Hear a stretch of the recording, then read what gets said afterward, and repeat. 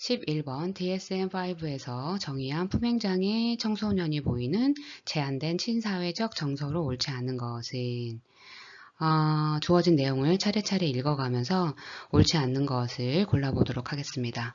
1번 후회나 죄책감 결여. 잘못을 저질러도 죄책감이나 나쁜 기분을 느끼지 않고 다른 사람에게 피해를 줘도 신경 쓰지 않고 규칙을 어겨도 결과에 대해 걱정하지 않는 거죠. 1번은 옳습니다. 2번 공동체 의식의 결여. 이것은 해당되지 않습니다. 따라서 11번의 답은 2번이 되겠네요. 3번 냉담, 즉 공감의 결여. 다른 사람의 감정을 무시하고 신경 쓰지 않고 자신이 타인에게 준 피해보다는 자기 자신에게만 관심을 가지고 차갑고 무정하게 행동하는 거 맞습니다. 3번도 맞습니다. 4번 수행에 대한 무관심. 학교나 직장에서 잘하지 못해도 개의치 않고 노력하지 않고 결과가 좋지 않으면 다른 사람을 탓하는 것 맞습니다. 5번 피상적이거나 결여된 정서. 감정을 깊이 없이 가식적으로 표현하고 자신의 이익을 위해서만 감정을 드러내며 다른 사람을 조정하거나 위협할 때만 감정을 보일 때도 있는 피상적이거나 결여된 정서.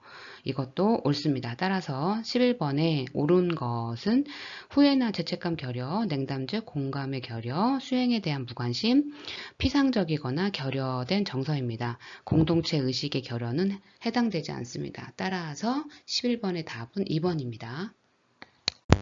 12번 학자와 비행에 관한 심리학적 설명으로 옳은 것은 답부터 보면 3번입니다. 아들러, 열등감 컴플렉스를 지나치게 보상하려는 시도이다. 아들러는 열등감 컴플렉스를 극복하기 위해 지나치게 보상하려는 시도가 비행으로 이어질 수 있다고 설명합니다. 따라서 3번은 옳은 설명입니다. 나머지는 옳지 않아서 변경하여 수정하여 설명을 해보도록 하겠습니다. 먼저 에릭슨, 청소년 비행의 원인을 정체성 혼란 또는 정체성 위기에서 찾습니다. 청소년이 자신의 정체성을 명확히 하지 못하고 사회적 역할이나 목표에 대한 이해가 부족할 때 비행 행동이 나타날 수 있다고 설명합니다. 두 번째 프로이드. 프로이드는 인간의 정신 구조를 원초와 자아, 초자아로 나누었죠. 그래서 프로이드는 비행은 주로 원초와의 본능적인 충동, 예를 들어서 성적 욕구라던가 공격성 등이 자아에 의해 적절히 조절되지 못할 때 발생한다고 봅니다. 초자아가 충분히 발달하지 않았거나 자아가 원초와의 충동을 통제하는 데 실패하면 비행과 같은 행동이 나타날 수 있습니다. 그 다음 스키너. 스키너는 행동주의 심리학자죠.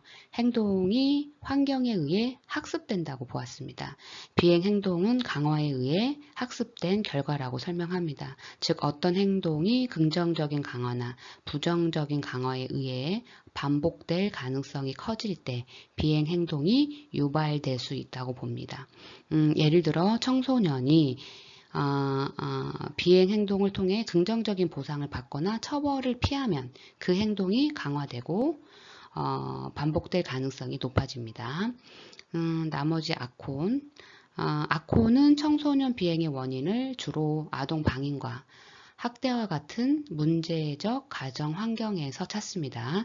그는 이러한 환경에서 자란 청소년들이 옳고 그름에 대한 고려 없이 다른 사람의 감정을 배려하지 않고 오직 자기 자신의 즉각적인 욕구를 충족하려는 행동을 통제하지 못함으로 인해 비행이 나타난다고 설명합니다. 즉 가정에서의 문제적 경험이 청소년에게 비행 행동을 유발하게 한다고 보는 거죠.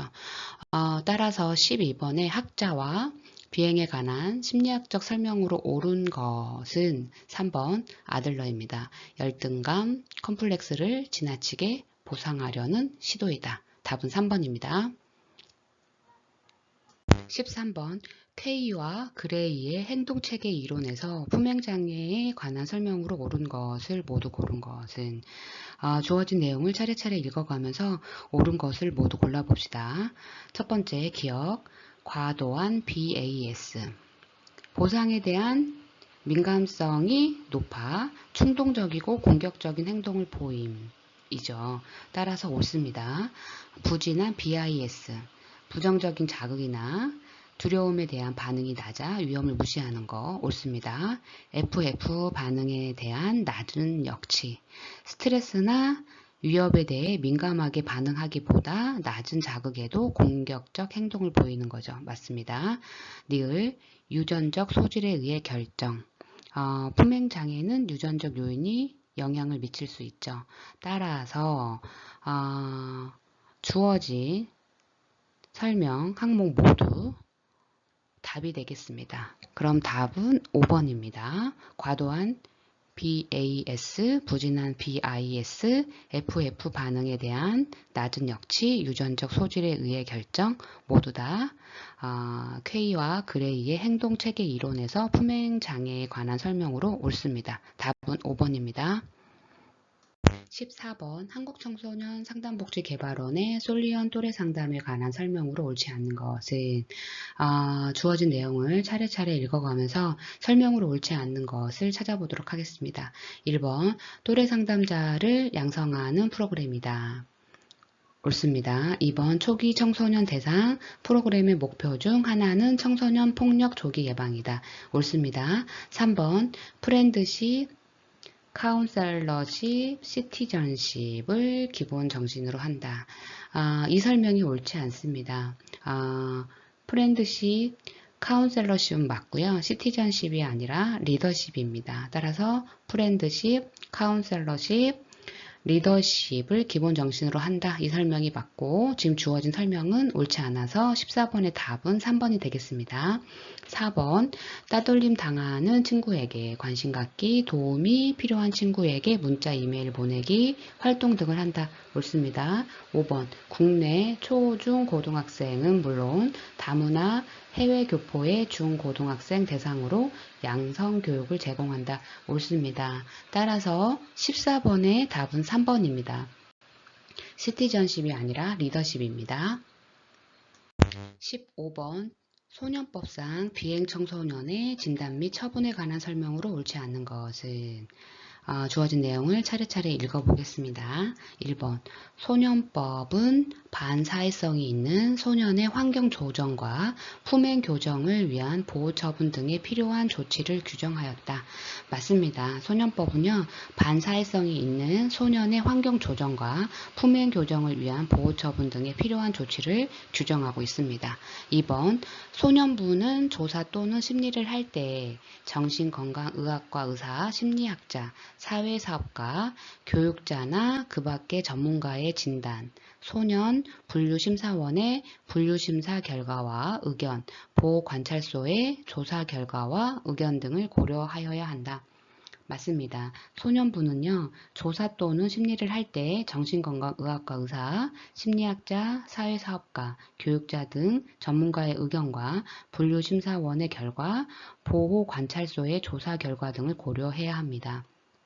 3번 소년에 대한 형사사건에 관하여는 소년법에 특별한 규정이 없으면 일반 형사사건의 예에 따른다. 맞습니다. 소년에 대한 형사사건에 관하여 소년법에 특별한 규정이 없는 경우 일반 형사사건의 예를 따릅니다. 4번 형벌 법령에 저촉되는 행위를 한 10세 이상 14세 이하인 소년은 소년부의 보호사건으로 심리한다. 이 설명이 틀렸습니다. 형벌 법령에 저촉되는 행위를 한 10세 이상 14세 미만입니다. 여기는 14세 이하라고 했죠. 10세 이상 14세 미만인 소년은 소년부의 보호사건으로 심리한다. 이 설명이 옳습니다. 그래서 10세 이상 14세 이하가 아니라 10세 이상 14세 미만이 맞습니다. 따라서 15번의 답은 4번이 되겠네요. 5번 소년부 판사는 가정 상황 등을 고려하여 필요하다고 판단되며 보호자에게 소년원, 소년 분류심사원 또는 보호관찰소 등에서 실시하는 소년의 보호를 위한 특별교육을 받을 것을 명할 수 있다. 맞습니다. 소년부 판사는 가정 상황 등을 고려하여 보호자에게 소년원, 소년분류심사원 또는 보호관찰소에서 실시하는 특별교육을 명할 수 있습니다. 따라서 15번의 답은 4번입니다. 10세 이상 14세 이하가 아니라 10세 이상 14세 미만입니다.